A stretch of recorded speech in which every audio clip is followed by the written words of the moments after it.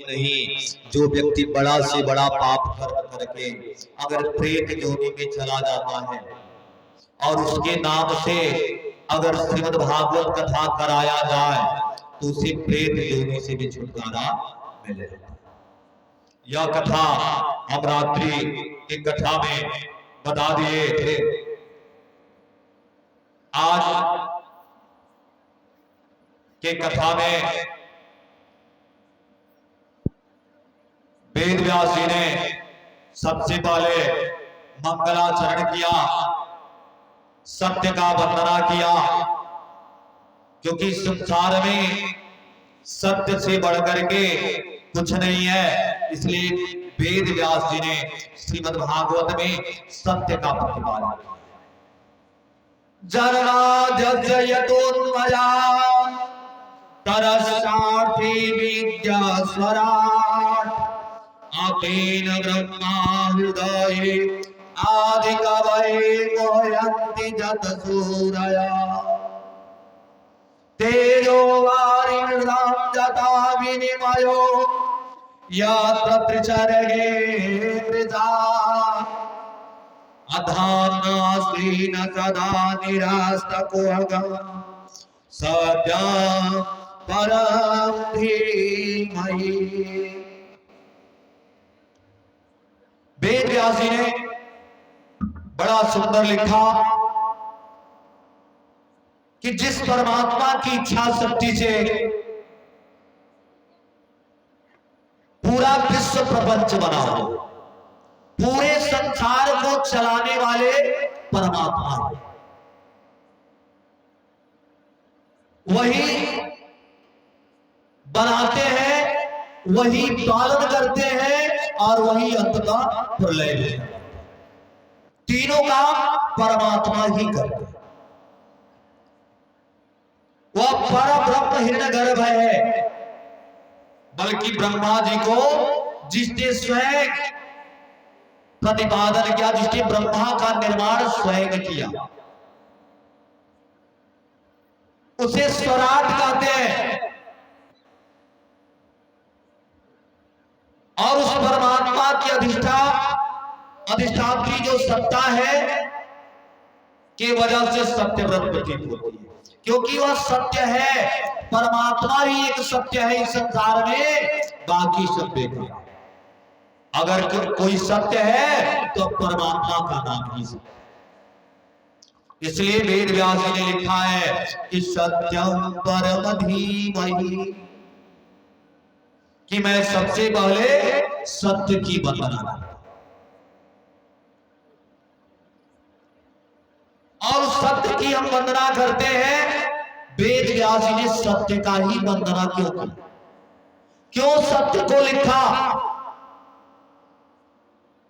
भागवत के पहले, मध्य में और अंत में भी सत्य ही प्रतिपादित होता है। भागवत में पहले शुरुआत में जब मध्य होता है तब, और जब अंत होता है तब सत्य ही बचता है। जब संसार में कुछ नहीं था, संसार की सृष्टि नहीं हुई थी, तो पार ब्रह्म परमेश्वर ही। जब संसार बना तो उस समय भी पार ब्रह्म परमेश्वर भगवान नारायण ही थे। और जब संसार का प्रलय हो गया तो कोई नहीं बचा, अगर बचा तो अपार ब्रह्म परमेश्वर नारायण। हर स्थिति में केवल वही सत्य है, बाकी सब क्या है? बेकार। शायद महर्षि वेद व्यास जी सत्य की वंदना करके ये बताना चाहते थे कि जीवन में सत्य पर चलने का संकल्प लो। सत्य ही एक ऐसा मार्ग है जो व्यक्ति को मुक्ति तक लेकर के जा सकता है। इसलिए वेद व्यास जी ने सत्य का वंदना किया और सत्य की वंदना करके बताया कि अधिक से अधिक कलयुग में लोग सत्य बोलने का संकल्प लें, सही मार्ग पर चलने का संकल्प लें, तब जाकर के मुक्ति जुड़े।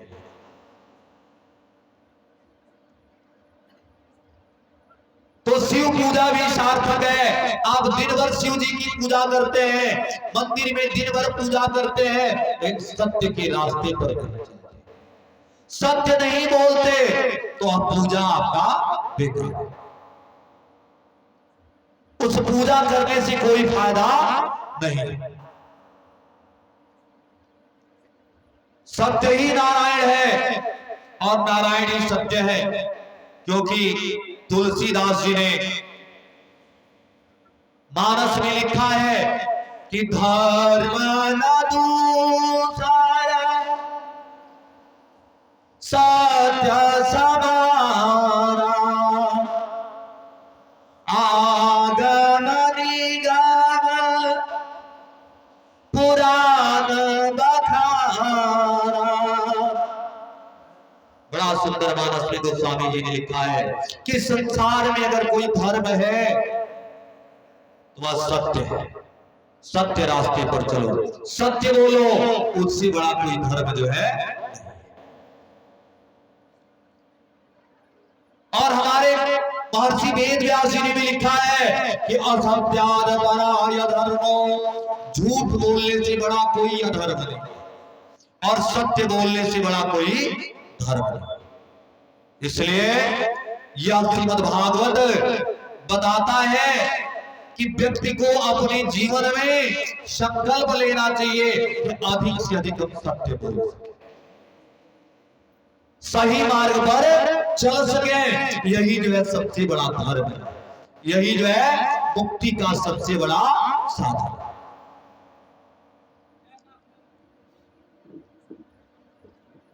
और भागवत में परम धर्म का निरूपण किया गया है। वह परम धर्म क्या है? परम धर्म किसे कहते हैं? वह परम धर्म है कृष्ण कथा, श्रीमद् भागवत का कथा परम धर्म की तरफ आपको लेकर के सही संदेश देता है। जो निष्कपट संत है, जिनके मन में जरा भी कपट नहीं, जो निष्कामी है, जिन्हें किसी की संसार की किसी सुख की जरूरत नहीं, उन्हें न वैकुंठ चाहिए न मुक्ति चाहिए, बस उन्हें भगवान का कथा चाहिए, भगवान का गुणगान करना होता है। यही जो है सबसे बड़ा धर्म है कि सारा मोह माया को त्याग दीजिए और मोह माया से विरक्त होकर के हर पल भगवान का भजन कीजिए, निष्कपट भाव, निष्काम भाव से। क्योंकि पूजा दो प्रकार का होता है, एक होता है निष्काम पूजा और दूसरा होता है सकाम पूजा। सकाम पूजा हुआ है कि हम किसी कामना को लेकर के कोई पूजन करते हैं, वह सकाम होता है। और निष्काम हुआ होता है कि हमारा कामना कोई नहीं, बस यही है कि हमको अपने आप को भगवान के चरणों में समर्पित करना, अपने आप को भगवान की सेवा में लगा देना है, वही निष्काम पूजा है।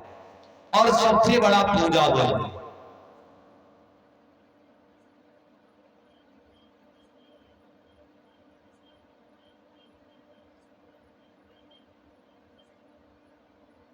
अब कल की कथा में चल रहा था कि भागवत कथा सुनने की पद्धति क्या होनी चाहिए, कैसे भागवत कथा सुनना चाहिए, यही कथा चल रहा था। और श्रीमद् भागवत में वेद व्यास जी ने लिखा है कि निगम कल्पतरुगलितं फलम् असुख मुखाद द्रव संयुता अपिबतं भागवतं रसमालयम् मुहुर्को रसिका भूरि भावुका।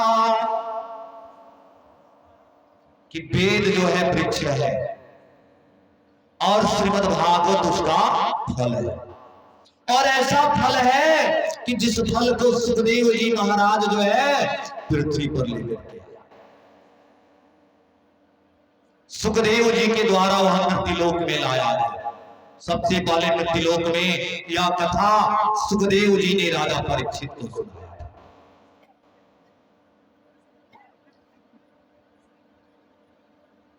और एक बात और बता दो, सुख मुखाद द्रव संयुतम श्रीमद् भागवत में लिखा गया है कि जो फल में तोता मुंह लगा देता है वह फल मीठा। और सुखदेव जी ने श्रीमद् भागवत कथा का, श्रीमद् भागवत कथा राजा परीक्षित को सुनाया, जिससे परीक्षित को मुक्ति मिल गई, वह मोह माया से विरक्त हो। ऐसा है श्रीमद् भागवत। अब बता रहे थे कि सुनने की पद्धति क्या है, भागवत कथा कैसे सुनी जाती है। क्योंकि जिस चीज को सुनते हैं वो तो इधर से सुनकर उधर से निकल जाता है। कथा सुनने का मतलब होता है कि एकाग्र होकर के सुनो, मन को एकाग्र करो और एकाग्र होकर के कथा को सुनो। मैं आपको एक प्रसंग बताना चाहता हूं कि एक बहुत बड़े सत्संगी व्यक्ति थे, महात्मा जी थे, और एक बार वह भ्रमण करने के लिए कहीं गए हुए थे। जाते जाते कहीं मेला लगा हुआ था, एक स्वर्णकार था जो 2 पीतल की मूर्ति बनाया था।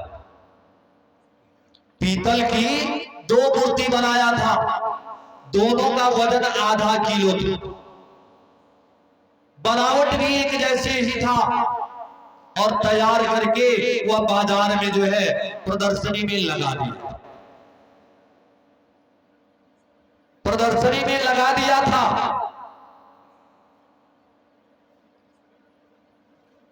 जो आता था उस मूर्ति का दाम पूछता था। वह स्वर्णकार कहता था कि यह मूर्ति 10 रुपए की है और एक मूर्ति 1 लाख। लोग पूछते थे कि है स्वर्णकार क्या बात है, क्योंकि एक सोने का तो नहीं है। स्वर्णकार का नहीं, दोनों मूर्ति पीतल का, दोनों मूर्ति पीतल का ही है और दोनों का वजन आधा किलो ही। तो लोगों ने पूछा कि आखिर तब क्यों एक का दाम 10 रुपए रखे हो और एक का 1 लाख क्यों रखे हो। तो स्वर्णकार कहा कि आप परीक्षा लेके देखो। देखते देखते वह सत्यजीवी सत्संगी व्यक्ति भी पहुंच गए। वह कहे कि मैं तो परीक्षा लूंगा इस मूर्ति का, आखिर क्या खासियत है मूर्ति में, क्योंकि दोनों का वजन आधा किलो, दोनों का बनावट एक जैसा, तो काहे एक का दाम 10 रुपया है और काहे एक का दाम 1 लाख रुपया। स्वर्णकार ने कहा कि आप परीक्षा ले सकते हैं। वह सत्संगी व्यक्ति जो थे एक रस्सी निकाले और रस्सी को बट करके भर करके जो 10 रुपया वाला मूर्ति था उसके कान में लगा। तो जब लगाए तो इस कान से लगाए, इस कान से वह रस्सी जो है निकल गई। स्वर्णकार ने कहा कि यही मूर्ति 10 रुपये, इधर से लगाए और इधर से निकल गया। यह मूर्ति कितने की है? 10 रुपये। अब दूसरी मूर्ति की परीक्षा लेने लगे।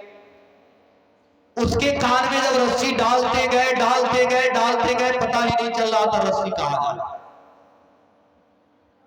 पता ही नहीं चल रहा था कि रस्सी जो है कहां जा रहा है। तब स्वर्णकार ने कहा कि संत जी यह मूर्ति 1 लाख। अर्थात कहने का मतलब है कि कथा सुनने का मतलब ये होना चाहिए कि आप उसे अपने जीवन में उतारते हैं, उसमें जो गुण है उसे अपने जीवन में उतारिए। नहीं तो भगवान ने सबको एक जैसे ही बनाया। उस पीतल की मूर्ति के समान, उस पीतल की मूर्ति के समान सबको भगवान ने एक जैसे बनाया है। लेकिन वही उसी में कोई बड़ा ज्ञानी हो जाता है और उसी में कोई बड़ा मूर्ख हो जाता है। भगवान ने बनाने में कोई गलती नहीं की, गलती तो अपने आप से हो जाती है कि हम उसकी अच्छाइयों को ग्रहण जो है नहीं करते। तो कभी भी यह नहीं सोचना चाहिए कि हमने बहुत सत्संग कर लिया, बहुत भजन कर लिया, बहुत कथा सुना है, अब क्या सुना। क्योंकि बड़ा लोग कहते हैं कथा वही है, पंडित जी भी वही है, ना रोज रोज कथा सुनता है। ऐसी भावना जो है कथा में नहीं होनी चाहिए। कथा को बार बार सुनो।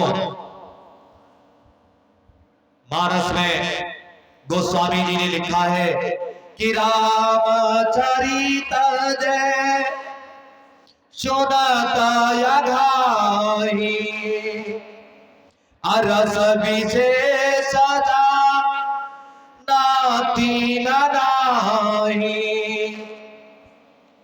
जिन हरि कथा सुनी नहीं काना, श्रवण राही पवन समाना। गोस्वामी जी ने बड़ा सुंदर लिखा है कि जो राम का कथा सुन करके, कृष्ण का कथा सुनकर कहे कि मैंने बहुत सुन लिया, अब क्या सुन, उनके जैसा अपराधी कोई और नहीं हो सकता। अब कथा चल रहा था कि नैमिषारण्य क्षेत्र में सभी संत लोग बैठे हुए थे। सूत जी विराजमान है बीच में, सौनकादि ऋषि लोग प्रश्न कर रहे हैं सूत जी से। सूत जी से सौनकादि ऋषियों ने प्रश्न किया कि त्वया खलु पुराणानि सेतिहासानि जानगा, आख्यात्यधीतानि धर्मशास्त्राणि युज्यतः। सूत जी से सौनकादि ऋषियों ने कहा कि आप इतिहास के जानकार हो, पुराणों के ज्ञाता भी हो, इसलिए आपसे आज कुछ पूछने का मेरा मन कर रहा है कि आज मैं आपसे कुछ जो है पूछूं। सूत जी ने कहा क्या ये ऋषियों मन कर रहा है तो पूछना चाहते हैं तो पूछिए, क्या पूछ रहे हैं। सौनकाद ऋषियों ने कहा कि आज एक दो नहीं, आपसे 6 प्रश्न, 6 प्रकार का प्रश्न करना है। सौनकाद ऋषियों ने पहला प्रश्न किया सूत जी से कि मानव के लिए परम धर्म क्या है। और यह प्रश्न केवल सौनकाद ऋषियों का नहीं, आज कलयुग के लिए भी है, हम सबके लिए भी है कि व्यक्ति का परम धर्म क्या है, सबसे बड़ा धर्म क्या है। उन्होंने कहा क्या मंदिर में जाकर के परिक्रमा लगाना धर्म है, या 4 बजे उठ करके स्नान कर लेना धर्म।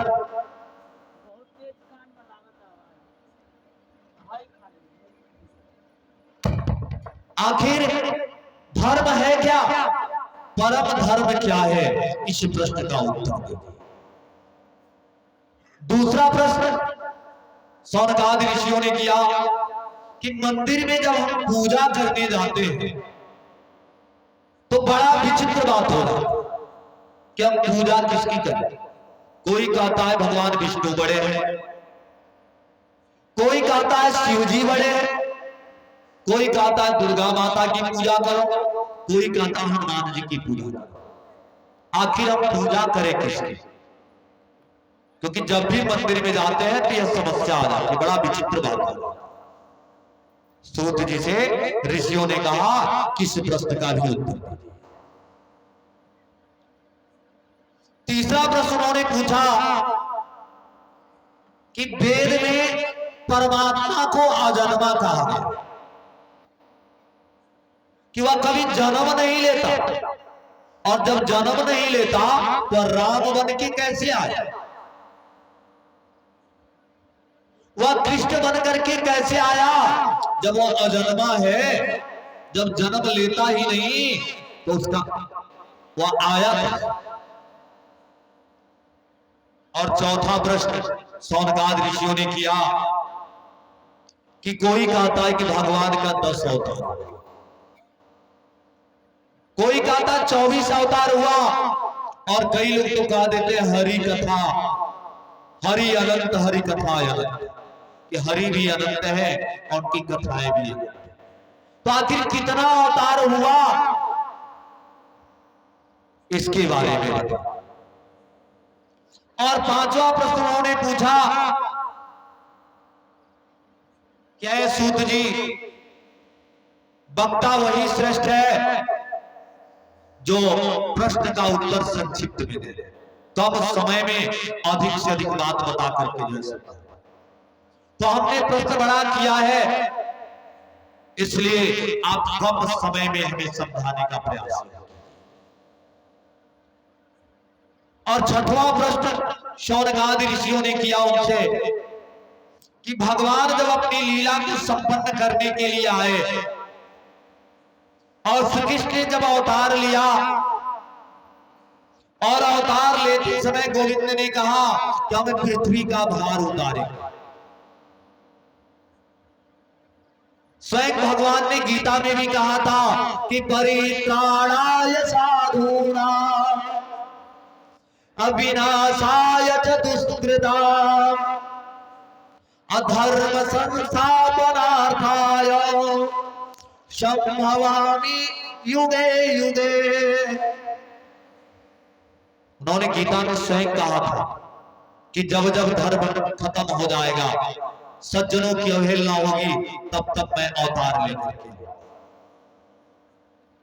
तो यदि हम प्रभु की बात पर विश्वास करें, भगवान धर्म की स्थापना के लिए अवतार लेते हैं, तो अपनी लीला समाप्त करके जब कृष्ण चले गए, तब धर्म तो अकेला पड़ गया। धर्म के साथ कौन?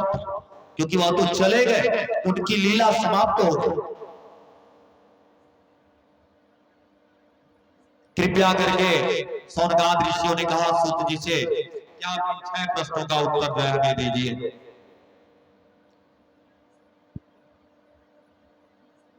सुखदेव जी, सूत जी ने कहा कि मैं आपके प्रश्नों का उत्तर देने से पहले परम आदरणीय आचार्य सुखदेव के चरणों को प्रणाम करना चाहता हूं, क्योंकि वह सुखदेव जी जो 12 वर्ष तक अपने मां के गर्भ में रहे और जिनके कारण यह भागवत कथामृत पृथ्वीलोक में आया। आचार्य सुखदेव जी गोलोक धाम में राधा रानी की गोद में क्रीड़ा कर रहे थे, और किशोरी राधा ने एक दिन सुखदेव से कहा कि है बेटा सुखदेव, तुम मृतलोक में जाओ और जाकर के जन जन में भागवत धर्म का प्रचार करो। जब राधा रानी ने ऐसा सुखदेव जी से कहा, सुखदेव ने माता राधा रानी से कहा कि माता, मैं मृतलोक में जाना नहीं चाहता, क्योंकि मृतलोक में जाने से माया जकड़ लेती, जो मोह माया है वह मुझे जकड़ लेगा, और जो मैं रोज भगवान का भजन करता हूं वह नहीं करता। किशोरी राधा ने कहा कि बेटा तुम जाओ, मेरा आशीर्वाद है तुम्हारे पर माया का असर जो है नहीं, माया का तुम पर कोई असर नहीं होगा। वही आदरणीय सुखदेव जी तोता के रूप में गोलोक धाम में किशोरी राधा जी की गोद में खेलते थे, और मृत्युलोक में आया। कैलाश पर्वत के ऊपर एक पक्षिणी के गर्भ में उन्होंने जन्म लिया, और अंडे के रूप में उनका प्राकट्य हुआ कैलाश में। और अभी अंडे में जीव नहीं पड़ा था, जीव का प्रादुर्भाव जो है नहीं हुआ था। एक बर्फीली हवा चली, बहुत बड़ा तूफान आया, जिससे अंडा फूटा। और सुखदेव की माता पिता जो सुख पक्षी थे उस अंडे को फूटा हुआ छोड़ करके उड़ करके वहां से चले गए। अब फूटा हुआ अंडा कैलाश पर्वत पर पड़ा था। उनके माता पिता उनको छोड़ के चले गए, उस अंडे में अभी जीव नहीं पड़ा। कैलाश प्रवास है भगवान शिव जी का। शिव जी कैलाश पर्वत पर वास करते हैं। अब भगवान शिव जी वहां वास करते हैं। नारद जी के मन में एक बार विचार आया कि सुखदेव जी का प्राकट्य होना चाहिए। अंडा तो फूट गया, सुखदेव जी आएंगे कैसे मृत्युलोक में?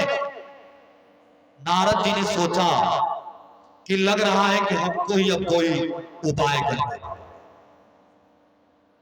हमको ही कोई उपाय करना पड़ेगा सुखदेव जी को मृत्युलोक में लाने के लिए।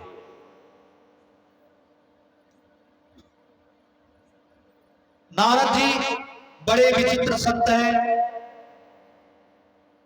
उनकी विशेषता है कि जहां झगड़ा न होता हो वहां नारद जी चले जाते झगड़ा करा दे, और जहां रोज झगड़ा होता हो वहां चले जाते झगड़ा खत्म नहीं करा देते। दोनों काम करते। अब नारद जी ने सोचा कि सुखदेव को तो पृथ्वी पर लाना ही है, और वह आएंगे कैसे? उसके लिए हमें ही कोई उपाय करना पड़ेगा।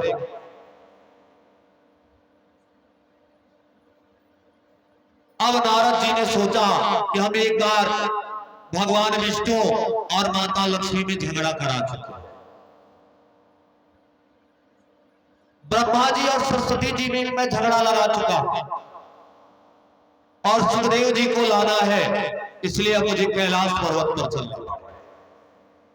और आज तक मैंने माता पार्वती और शंकर जी में कभी झगड़ा नहीं किया।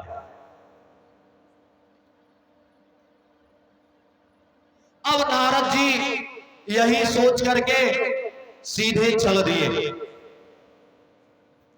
कैलाश पर्वत पर।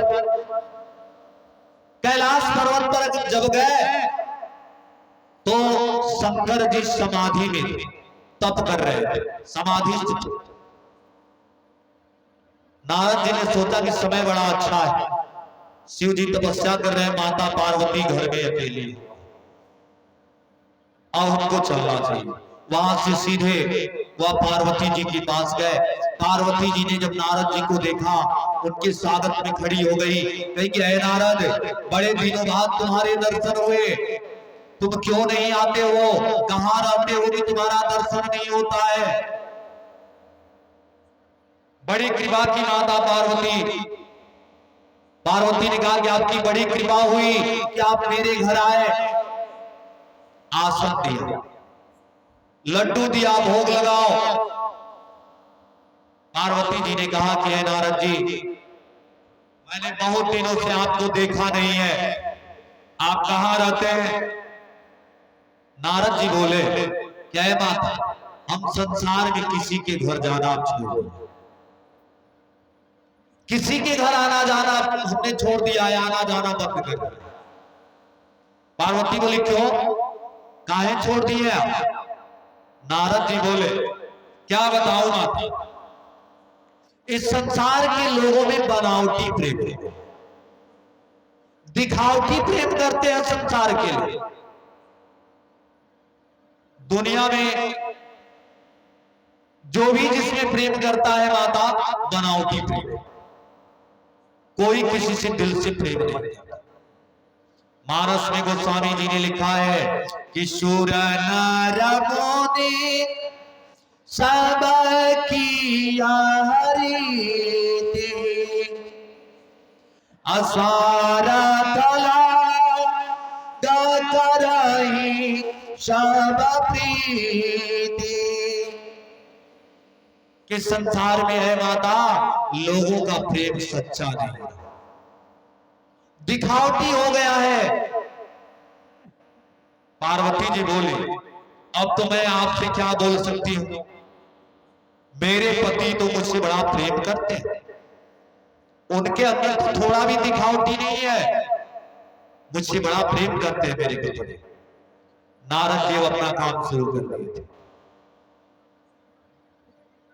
वह कहे कि मेरे पति मुझसे कोई भी बात नहीं छुपाते हैं। गुरु जी ने जो मंत्र दिया, नियम है कि गुरु के मंत्र को किसी से नहीं बताना चाहिए। और लेकिन शिव जी वह बात भी मुझे आकर के बताना थे, वह मंत्र भी पहले मुझे बताया। कहा जाता है कि अगर ध्यान में जिसका रूप आपको दिखाई दे वह गोपनीय रखना चाहिए, किसी से नहीं बताना चाहिए। पार्वती जी ने कहा कि हमारे पतिदेव हमसे बड़ा प्रेम करते हैं, हर बात मुझे बता देते हैं। तब नारद जी ने कहा कि ऐ माता, जब सब बात बता ही देते हैं तो ये बात तो आपको, जो आपसे प्रेम करते हैं इतना, तो एक बात तो जरूर आपसे बताए होंगे कि उनके गले में जो मुंड का माला है उसमें किसका मुंड लगा हुआ है, यह बात तो आपको जरूर बताए होंगे। पार्वती जी ने कहा ना, सब तो बताए लेकिन ये बात तो कभी नहीं बताया। नारद जी ने कहा तुम तो प्रेम आपसे खाक करते हैं, आप कह रही हो कि बड़ा प्रेम करते हैं, सब बात बता ही देते हैं, असली बात बताइए नहीं किए कि जो मुंड का माला धारण करके घूमते उसमें किसका मुंड लगा। अब तो झगड़ा लगा दी। पार्वती जी ने सोचा कि बड़े कपटी हैं शिव जी, कहते हैं कि हम बड़ा प्रेम करते हैं अपनी पत्नी से, सब बात बता देते हैं और असली बात तो मुझे बताई ही नहीं। अब पार्वती जी नाराज हो गई, गहना आभूषण उतार दी और कोप भवन में जाकर के बैठे। और इधर से नारद जी कहे कि अब काम हो गया, चलो। इधर से गए तो रास्ते में शिव जी मिले। शिव जी से जाकर के नारद जी ने कहा कि है भोले शंकर जी, माता पार्वती आपका इंतजार कर रही है, थोड़ा जल्दी आप जल्दी जाइए। शिव जी ने कहा कि जब आप घर पधारे हैं तो कुछ ना कुछ बात होगा जरूर, जाना ही पड़ेगा। गए, शिव जी गए, जाके देखे कि माता पार्वती जी एकदम नाराज है, कोप भवन में बैठी हुई है। शिव जी मनाने के लिए पूछे क्या बात है, काहे आप नाराज हो। पार्वती जी ने कहा कि पतिदेव, आप कहते हैं कि हम आपसे बड़ा प्रेम करते हैं, आप तो बहुत बड़े कपटी नहीं, बड़े कपटी हैं आप, सब बात आपने मुझसे बता दिया, लेकिन आज तक आपने ये नहीं बताया कि आप जो गले में मुंड का माला धारण करके घूमते हैं उसमें किसका सर। जब ये बात माता पार्वती ने शिव जी से कहा, शिव जी कहे कि हे पार्वती, तुमने मुझे मौका ही नहीं दिया कि मैं तुम्हें बताऊं कि ये मुंड का माला जो मेरे गले में है यह किसका है, किसका मुंड है। क्योंकि समय मैं तो बताना चाहता था लेकिन तुमने मुझे समय नहीं दिया। शिव जी ने बताया कि हे पार्वती, तुम्हारा जितना अवतार हुआ है, जिस जिस रूप में तुम आई हो, तुम्हारी याद को बनाने के लिए मैं तुम्हारे मुंडों का माला धारण करता हूं। हर जन्म का एक एक जो तुम्हारा मुंड है वही मेरे माला में जो है, मेरे गले में मुंड माला लग करके, इसलिए मैं धारण करता हूं कि मैं हमेशा तुमको याद रखूं, कभी नहीं। तो ऐ पार्वती, ये जो माला है मेरे गले में वह किसी और का मुंड नहीं है, किसी और का सर नहीं है, वह तुम्हारा ही है। और जितना मुंड है इस माले में उतनी बार तुम अवतार जो है ले चुकी है। पार्वती जी ने कहा कि तब तो आप और बहुत बड़े महाकपटी थे, मैं बार बार मरती हूं और जन्म लेती हूं, और आप कौन सा दवा खा लिए हैं कि आप मरते ही नहीं। वह हमें काहे नहीं खिलाए, क्योंकि आप तो कपटी नहीं महाकपटी है। वह दवा हमको भी तो खिला देना चाहिए कि मैं भी अमर हो जाती। अब शिव जी के आंखों में आंसू आ गया, नेत्र सजल हो गए। परांबा पार्वती से बोले, देवी कि मैंने एक अद्भुत अमृत का पान किया, श्रीमद् भागवत कथामृत का मैंने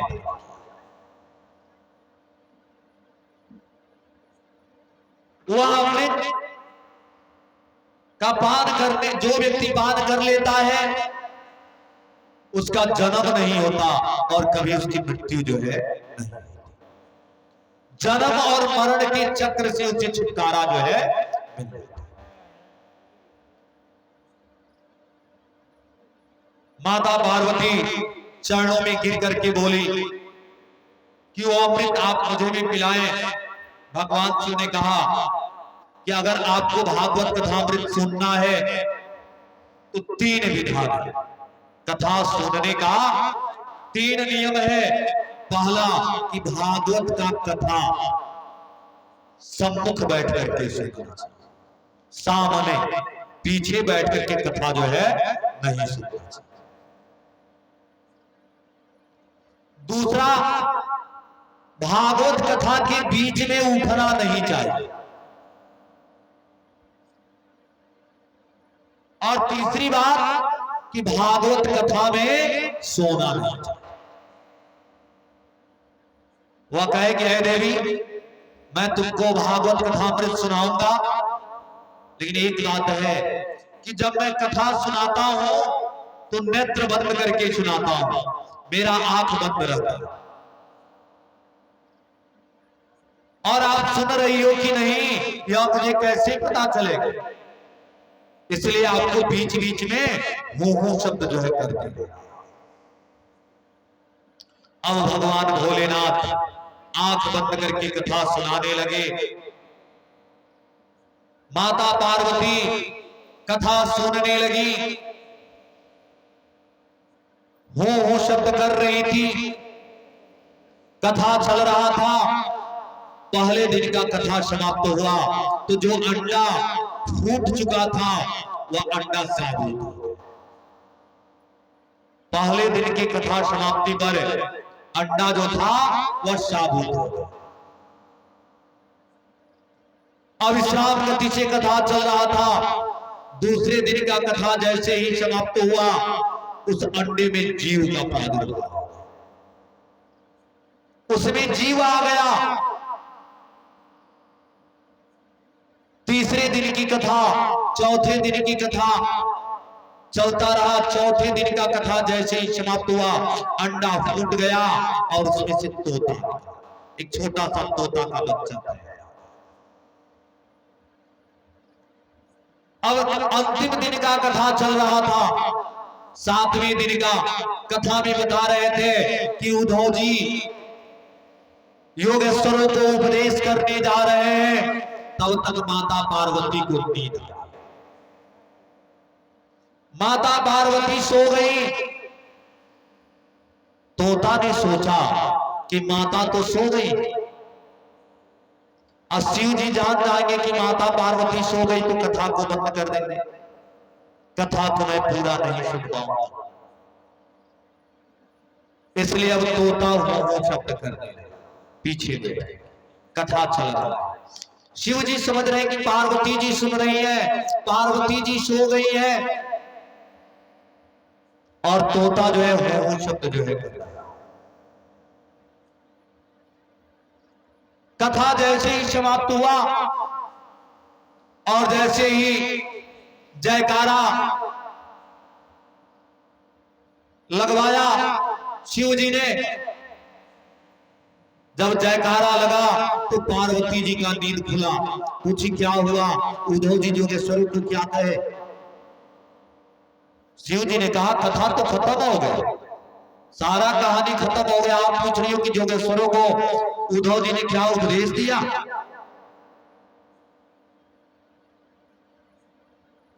आखिर मेरा कथा सुन कौन रहा था?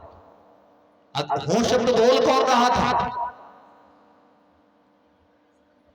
उन्होंने पीछे घूम करके देखा तो एक पक्षी वही बोल रहा है। शिव जी ने कहा इसने कथा सुनी, इससे मुझे आपत्ति नहीं, इस बात से मुझे आपत्ति नहीं है कि तोता होकर के कथा सुना। आपत्ति इस बात से है कि उसने पीछे बैठ करके कथा सुना। और पीछे बैठ के कथा सुनने का मतलब होता है ब्रह्म विद्या का चोरी। यह बहुत बड़ा पाप है, क्योंकि इसने बिना विधि का कथा सुना है। इसलिए भगवान भोलेनाथ उसको मारने के लिए त्रिशूल चला। अब तोता आगे आगे उड़ने लगा, पीछे पीछे भगवान शिव का त्रिशूल उस तोता को मारने के लिए दौड़ने लगा। कैलाश से नीचे उतर करके आएंगे तो बद्री धाम पड़ता है, और बद्री धाम के पास भगवान वेद व्यास जी निवास करते हैं। उनकी कुटी का नाम है साम्यापास, और उनके पत्नी का नाम है बिटका देवी। बिटका देवी अपने पति से बैठ करके बात कर रही है कि बुढ़ापा आ गया, अब तक कोई बेटा नहीं हुआ। व्यास जी बोले भगवान कल्याण करेंगे, सबका कल्याण तो वही करते, हम लोग का भी कल्याण करेंगे, चिंता मत करो। ऐसा अभी दोनों पति पत्नी बात ही कर रहे थे, बिटका देवी और वेद व्यास जी। तब तक जम्हाई आया बिटका देवी को, और जम्हाई ली जैसे मुंह खुला, वह जो तोता उड़ता हुआ आ रहा था उनके मुंह के रास्ते उनके गर्भ में चला गया। श्री शंकर जी देख करके चले गए, लेकिन वह तोता कहीं नहीं मिला। तोता तो बिटका देवी के गर्भ में चला। वही आचार्य सुखदेव 12 वर्ष तक अपने मां के गर्भ में, 12 साल गर्भ को ही जिन्होंने मंदिर बना दिया। मैं आपको बहुत स्पष्ट रूप से कह दूं कि मन को एकाग्र करके आप कहीं भी रह करके भगवान का भजन करें, उसी से मुक्ति मिले। अब 12 वर्ष तक सुखदेव जी गर्भ में रहे, और मां के गर्भ में ही वो भगवान का भजन करते। मां के गर्भ को ही उन्होंने मंदिर बना दिया। लेकिन व्यास पत्नी ने कहा व्यास जी से, क्या पतिदेव जी सुनते हो मेरी बात? 12 वर्ष हो गए, गर्भ में वेद मंत्रों का उच्चारण हो रहा है, कैसा बेटा है, कैसा बच्चा है कि गर्भ से बाहर आना नहीं चाहता। व्यास जी बोले क्या बात है? वह कहे कि मेरे गर्भ में तो वेद मंत्र का उच्चारण हो रहा है। व्यास जी ने कहा जरूर कोई ज्ञानी पुरुष होगा, तुम्हारे घर में ज्ञानी महापुरुष होगा, लेकिन बाहर आने का नाम जो है नहीं ले रहा। वेद व्यास जी ने कहा कि बेटा बाहर आ जाओ, तुम्हारे माता जी को बड़ा तकलीफ हो रहा है।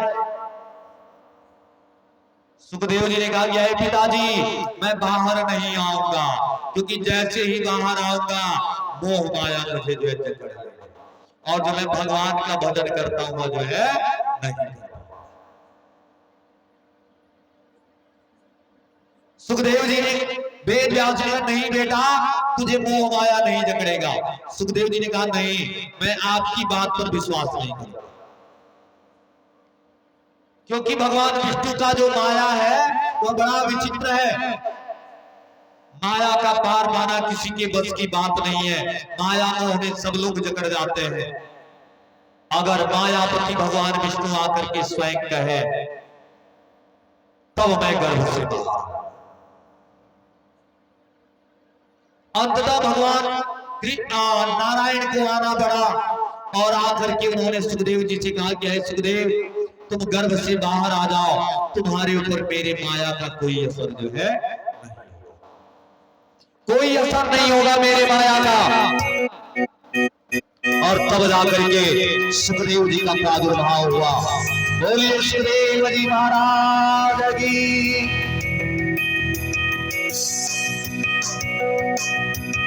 यम प्रवदन्तमनुपेतमपेतक्लेशम् द्वापर